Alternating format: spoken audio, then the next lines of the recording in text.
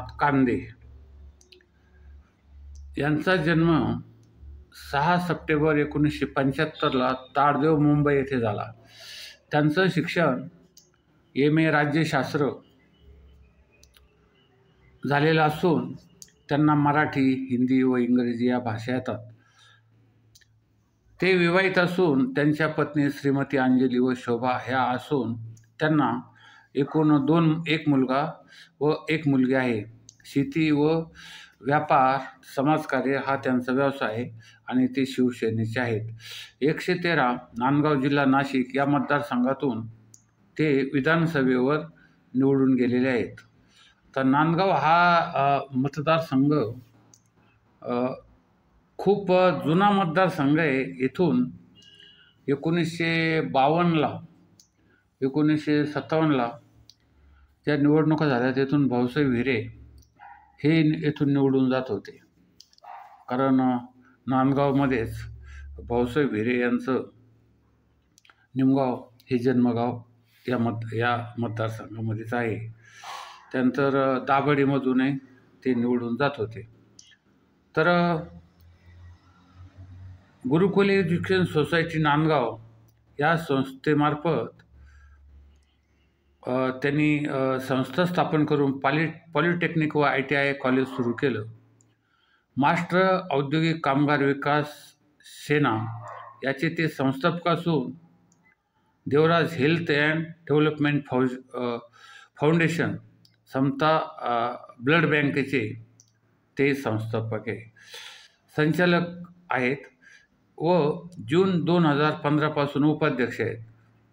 नाशिक जिल्हा मध्यवर्ती सहकारी बँकेचे उपाध्यक्ष आणि 2015 पासून संचालक आहे. नाशिक जिल्हा कृषी औद्योगिक सहकारी संघ याचे संचालक.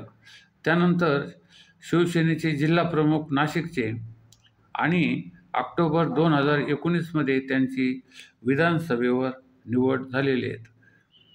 त्यांना वाचन व सामाजिक कार्य करण्याची त्यांचा छंद असून त्यांनी दुबई, थायलंड ह्या देशाचा अभ्यास दौरा केला आहे.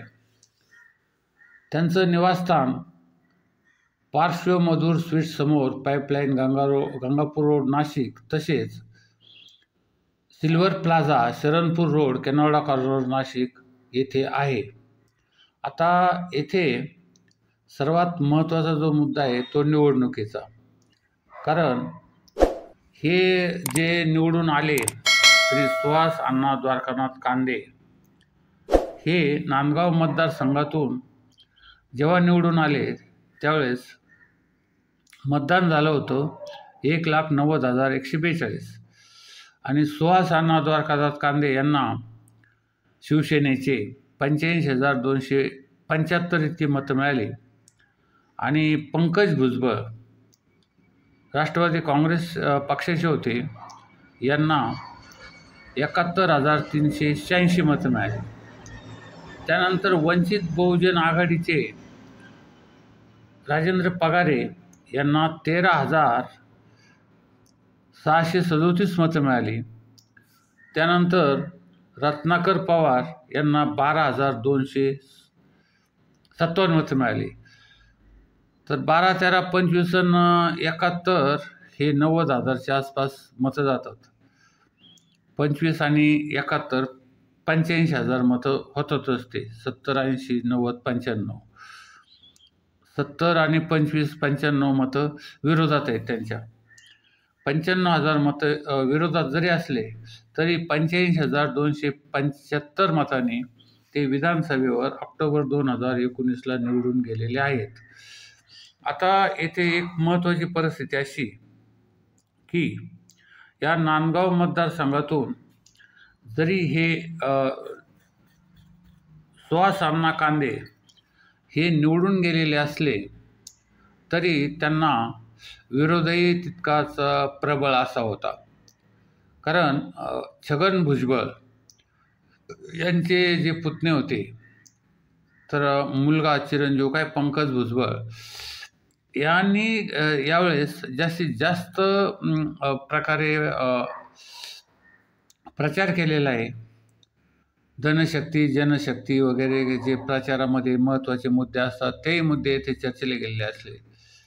तर नांदगाव हा जो भाग आहे तो थोडासा ड्राय भाग असून येथील खूप कामं अतिशय महत्त्वाची असतात. येवला, नांदगाव हे थोडेसे वेगळ्या पद्धतीचे मतदारसंघ आहेत किंवा या मतदारसंघामध्ये जास्तीत जास्त प्रमाणामध्ये विकास कामं करण्याची संधी उमेदवारांना किंवा निवडून आलेल्या लोकांना करण्याची असते. येथे जे महत्त्वाचे प्रश्न असतात तो शेतकऱ्यांना पाण्याचा प्रश्न महत्त्वाचा आहे. शेतीसाठी जलसिंचन योजना त्या राबविण्याचा एक महत्त्वाचा प्रश्न तो एक आहे. त्यानंतर शेतीनंतर शेतीमालाला भाव मिळवण्याचा तोही प्रश्न आहे. त्यानंतर येथे जो सामाजिक विकास व्हायला पाहिजे किंवा एक रस्ते गावोगावचे चांगले केले गेले पाहिजे. त्यानंतर गावागावामध्ये पिण्याचं पाणी, पाण्याच्या टाक्या बांधून नळाद्वारे प्रत्येक खेडोपाड्यात पोचवलं पाहिजे. तर हेही प्रश्न या मतदारसंघामध्ये अद्याप आहेत. काही सुटलेले आहेत, काही राहिलेले आहेत तसे. म्हणजे हे काम करण्यासाठी यांना खूप काही हे करावे लागणार आहे, प्रयत्न करावे लागणार आहेत हे काम करण्यासाठी. रस्ते, पाणी पुरवठा, त्यानंतर एक वैयक्तिक लाभाच्या ज्या योजना असतात त्या योजना राबवण्यासाठी देखील यांना खूप प्रयत्न करावे लागणार. कारण या वैयक्तिक लाभाच्या योजनेवरच मतदान अवलंबून असतं असं आजच्या सरकारला वाटतंय. किंवा एक मध्य प्रदेश सरकारने लाडकी बहीण या योजना आणून संपूर्ण राज्य ताब्यात घेतलं. तसाच प्रकार महाराष्ट्रामध्ये आता हे लोक करण्याचा प्रयत्न करीत आहेत.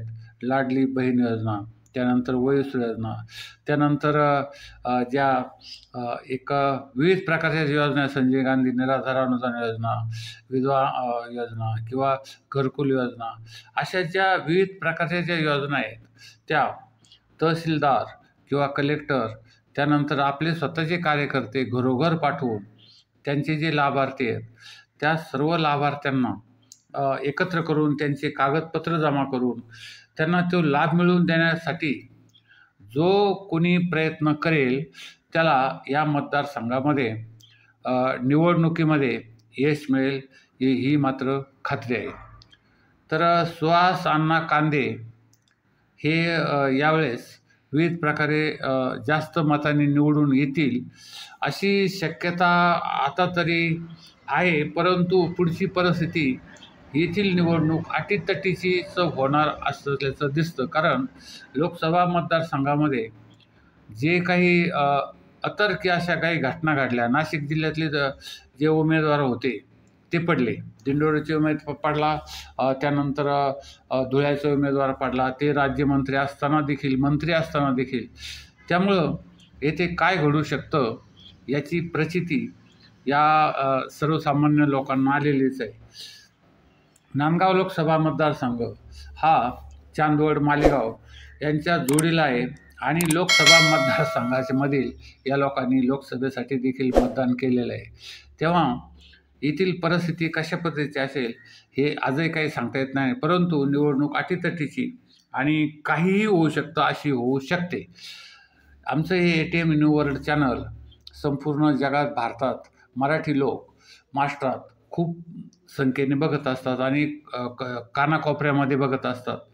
तर या चॅनलला सबस्क्राईब करा, शेअर करा आणि जास्तीत जास्त यामध्ये कॉमेंट करा. तुम्हाला वाटतं कोण निवडून येईल ते, तर हे कॉमेंट करा, शेअर करा, लाईक करा आणि या चॅनलला जास्तीत जास्त सबस्क्राईब करा.